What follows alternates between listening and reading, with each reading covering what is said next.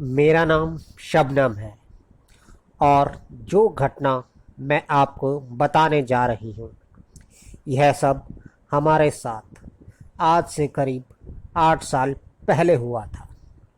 मैं अपने हस्बैंड के साथ सांता क्रूज में रहती थी। हम लोग नए नए एक घर में शिफ्ट हुए थे। मेरा एक बेटा भी है जिसका नाम इरफान है।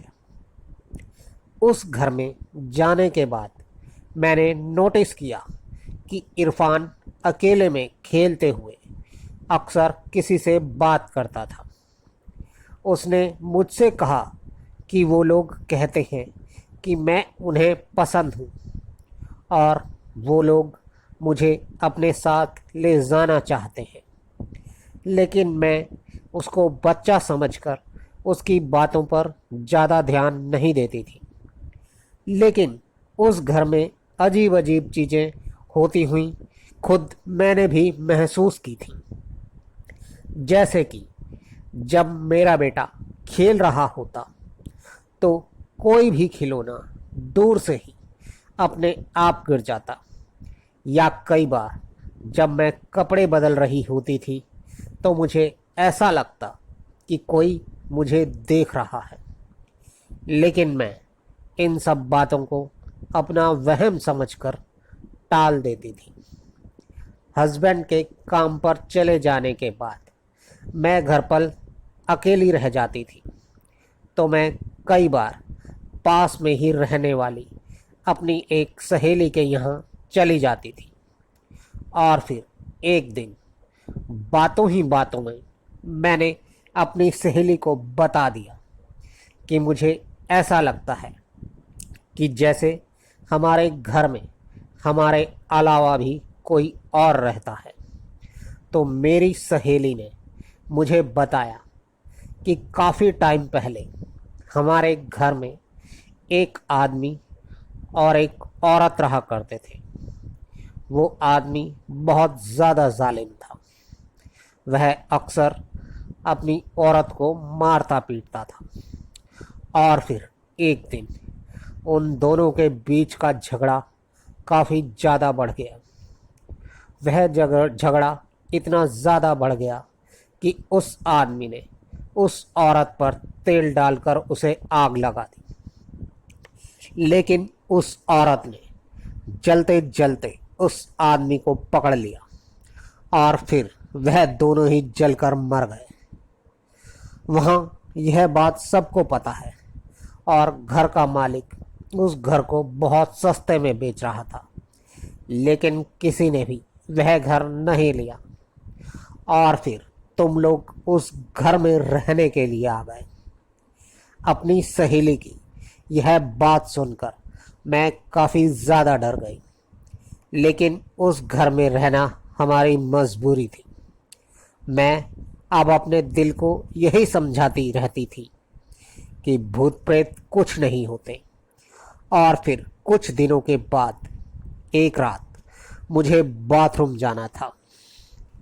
मैं आपको बता दूं कि तब हमारे घर में बाथरूम नहीं था। बाहर सबका एक कॉमन सरकारी बाथरूम था, लेकिन वह बाथरूम भूतिया था और वहाँ सब लोगों को यह बात पता थी। कोई भी रात को 12 बजे के बाद उस बाथरूम में नहीं जाता था, और अगर कोई जाता भी तो 3-4 लोग एक साथ जाते थे। पर मुझको यह बात नहीं पता थी, और मैं जब बाथरूम से वापस आ रही थी तो मैंने देखा कि एक बूढ़ी औरत बाथरूम के साइड में खड़ी थी। मैंने उस बूढ़ी औरत से पूछा कि क्या मैं आपके लिए यहाँ रुक जाऊँ, लेकिन वह बूढ़ी औरत कुछ नहीं बोली। तो मैंने उससे दोबारा पूछा, पर तब भी वह कुछ नहीं बोली। और तभी उस बाथरूम का दरवाज़ा अपने आप अंदर बाहर होने लगा और वह बूढ़ी औरत भी मेरे देखते ही देखते अचानक वहाँ से कहीं गायब हो गई।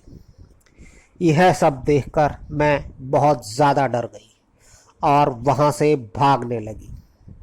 और तभी किसी ने मुझे वहाँ पीछे से पकड़ लिया और उसकी पकड़ इतनी ज़्यादा मजबूत थी कि मेरा बुर्खा भी फट गया।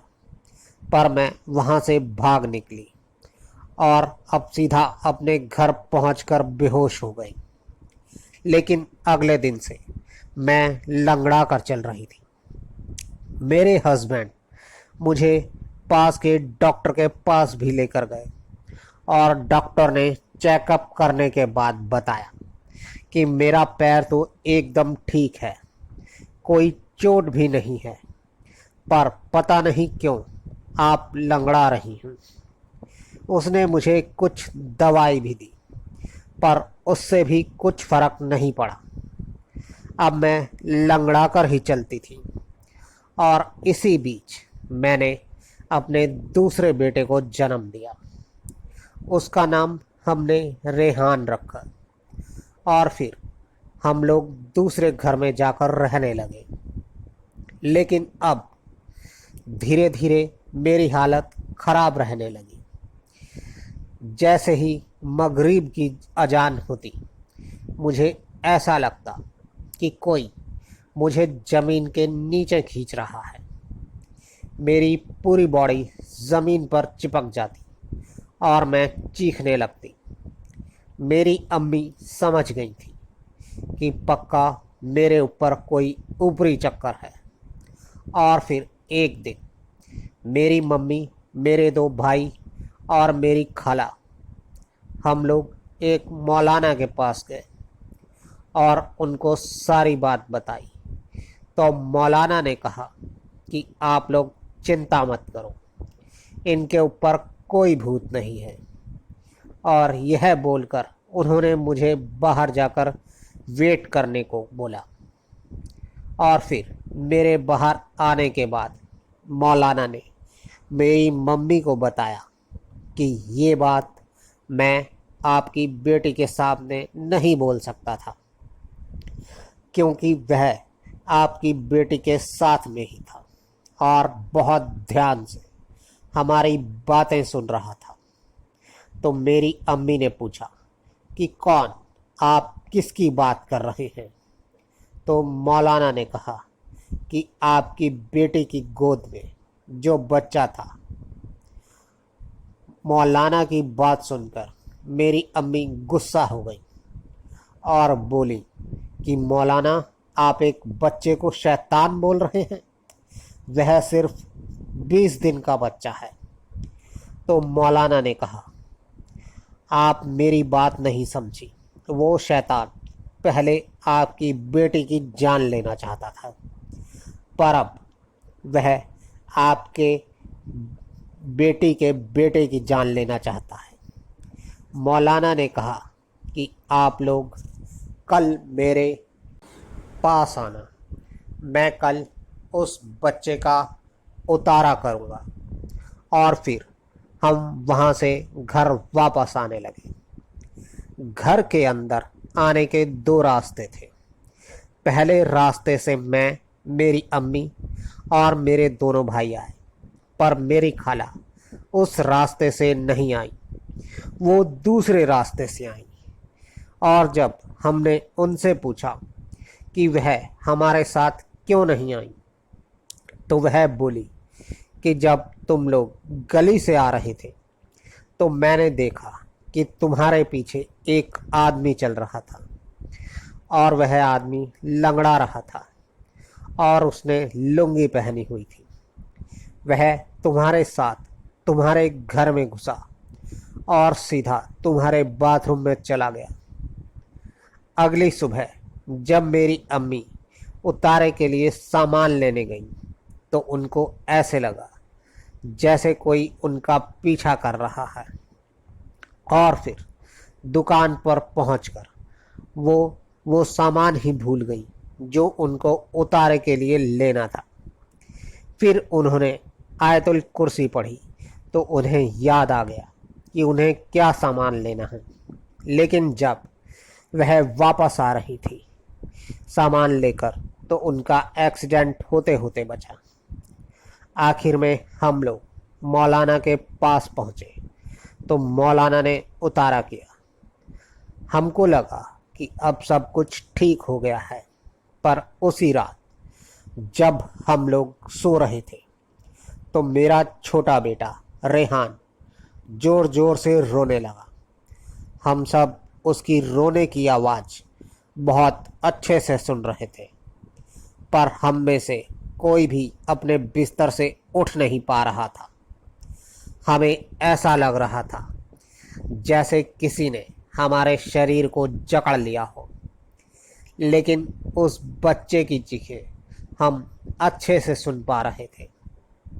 पर सुबह होने तक हम लोग यह सारी बातें भूल चुके थे। और फिर सुबह मैंने अपने बेटे के पास जाकर उसके ऊपर से चादर हटाई तो देखा कि उसकी पूरी बॉडी पर उंगलियों के निशान थे, एकदम लाल लाल निशान। वह मर चुका था। वो देखकर मेरी चीख निकल गई। वह केवल 20 दिन का मासूम बच्चा था जो इतनी दर्दनाक मौत मरा था।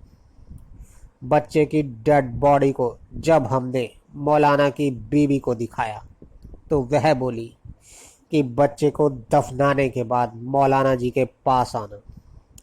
और फिर हम सब लोग बच्चे को दफनाने के बाद मौलाना के पास गए तो उन्होंने बताया कि वह भूत आपके पीछे उस बाथरूम से आया था। वह उस आदमी और औरत का भूत नहीं था जो उस घर में जलकर मरे थे, जबकि हमने उतारा उस आदमी और औरत का किया था। और तुम्हारे बच्चे की जान लेने के बाद अब वह प्रेत खुद ही चला गया है। और फिर इसके कुछ दिनों बाद मेरा लंगड़ाना भी अपने आप बंद हो गया। पर मुझे आज तक यह बात समझ में नहीं आई कि आखिर उस शैतान ने हमारे मासूम बच्चे की जान क्यों ली। ऐसा करके उसे क्या मिला। तो दोस्तों, अब हम चलते हैं आज की अगली कहानी की ओर। दोस्तों, अक्सर आप लोगों ने यह बात कहीं ना कहीं सुनी होगी, या फिर कह सकते हैं कि बड़े बुजुर्गों को इन बातों का ज़्यादा ज्ञान होता है। दोस्तों, कहा जाता है कि दिन ढलने के बाद मांस मछली कभी भी अपने साथ नहीं लाना चाहिए, क्योंकि कहा जाता है कि रात के अंधेरे में शैतानी आत्माओं को यह चीज़ें अपनी तरफ आकर्षित करती हैं, जिससे कि कोई भी शैतानी शक्ति आपके ऊपर हमला कर सकती है। दोस्तों, ऐसी ही एक कहानी लेकर मैं आपके सामने आया हूँ।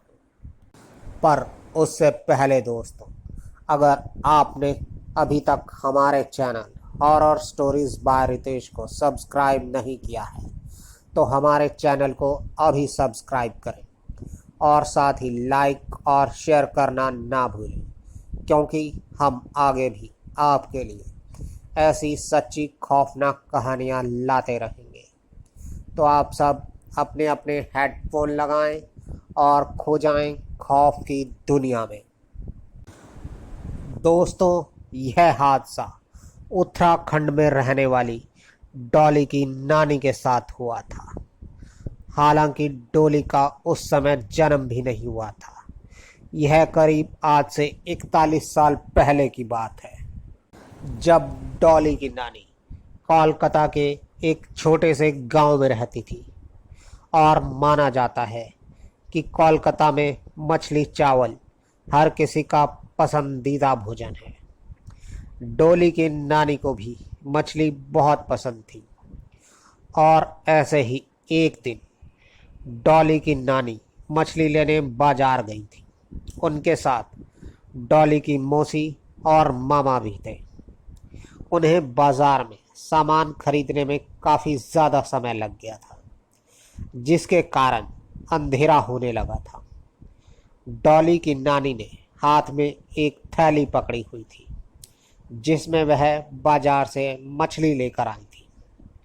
उन्होंने सोचा आज घर जाकर वह मछली भात खाएंगी। वह सब घर की तरफ ही आ रहे थे। उस समय आकाश में काले बादल छाए हुए थे और थोड़ी थोड़ी बारिश भी हो रही थी। वह तीनों लोग रेलगाड़ी की पटरी पर चल रहे थे।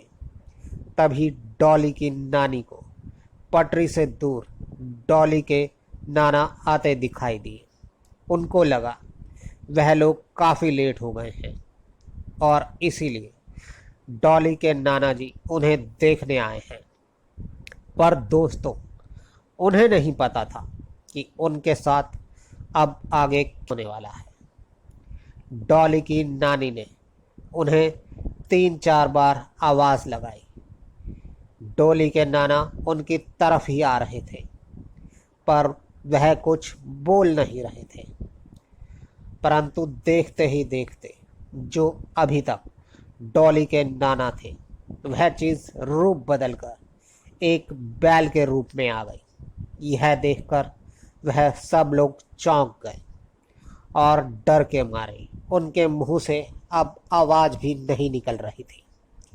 पर डॉली की नानी समझ गई थी कि यह कोई बुरी आत्मा है, तो वह दूसरी तरफ चलने लगी। वह बहुत ज़्यादा डर गई थी, परंतु फिर भी हिम्मत कर कर उन्होंने अपने घर की तरफ कदम बढ़ाए और फिर वह डॉली की मौसी और मामा से बोली कि वह राम राम का जाप करें और पीछे मुड़कर बिल्कुल भी ना देखें। वह लोग राम नाम का जाप करने लगे और सीधा चलते रहे। वह बुरी आत्मा भी उनके पीछे तो थी, परंतु राम नाम के कारण उनके पास नहीं आ पा रही थी। अब डॉली की नानी और तेज चलने लगी और तभी उन्हें आगे एक मंदिर दिखाई दिया और जैसे ही वह उस मंदिर के पास पहुंची कि अचानक वह बेहोश हो गई। मंदिर के पुजारी की नज़र जब उन लोगों पर गई तो वह भागकर उनके पास आए और 2-3 लोग और भी वहां आ गए। और फिर जब डॉली की नानी को होश आया तो उन्होंने सब लोगों को सारी बात बताई। तभी कुछ लोगों ने पटरी पर जाकर देखा तो उन लोगों को वहां कुछ भी दिखाई नहीं दिया। तभी किसी की नज़र नानी के थैले में रखी मछली पर पड़ी तो वह बोला कि इस मछली को यहीं फेंक दो, वह आत्मा इसी के पीछे आई है। तो उन्होंने मछली को वहीं फेंक दिया और फिर जब थोड़ी देर बाद सब सही लगने लगा तो कुछ लोग उन्हें छोड़ने उनके घर तक आए और वहीं दूसरी तरफ डॉली के नाना काफ़ी समय से उनका इंतज़ार कर रहे थे। और ये सारी बात जब उनको पता चली तो वह भी काफ़ी डर गए। वह बोले कि वह तो काफ़ी समय से घर पर ही हैं और उनका ही इंतज़ार कर रहे थे। दोस्तों, इसके बाद सब समझ गए थे कि वह कोई शैतानी आत्मा थी जो उनके पीछे पीछे आ रही थी। दोस्तों, उस आत्मा ने किसी को कोई नुकसान तो नहीं पहुंचाया, परंतु डॉली की नानी आज तक उस बात को भूल नहीं पाई।